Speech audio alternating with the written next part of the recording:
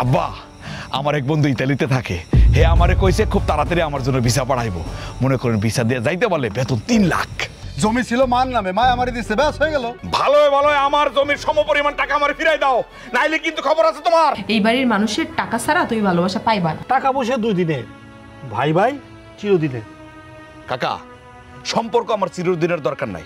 হ শফিক, শফিক আমার টাকা লাগবো, আমার সোনার গয়না লাগবো শফিক। আমি এই টাকা রফিকের ঘর থেকে চুরি করছি। আম্মা টাকা চুরি করছে সেটার বিচার পরে, আগে তুমি তোমার ভাইয়ের বিচার করো। আপনি কি মা নাকি আপনি একটা ডাইনি মা? হাই ছোট লোকের বাচ্চা, কি কইলি তুই? আমার মারে ডাইনি কইলি? ছড়াই না ছড়াই দেবো একদম। তোর আর ওখানে যাওয়ানোর দরকার নাই, এখন থেকে এখানে থাকবি। শফিকের শ্বশুর নাকি আলিয়ার আরেক জায়গায় বিয়া দিব। থামো বাবাজি, তুমি যে কি উদ্ধার করছো এটা আমাকে জানাস। তোমার ইতালি যাওয়ার খবর কি? ও হ, যাবো তো, যাবো। মানে তোমার লেগে আমি টাকা নিয়ে আইছি, তোমার ভাইজানের কাছ থেকে জোর করে আমি এই টাকা নিয়ে আইছি। এই সব টাকা তোমার নাও, ধরো। তুমি শুধু আমার কথা দাও, তোমার সন্তান জন্মের পরে তুমি ওরে আমার হাতে তুলে দিবা।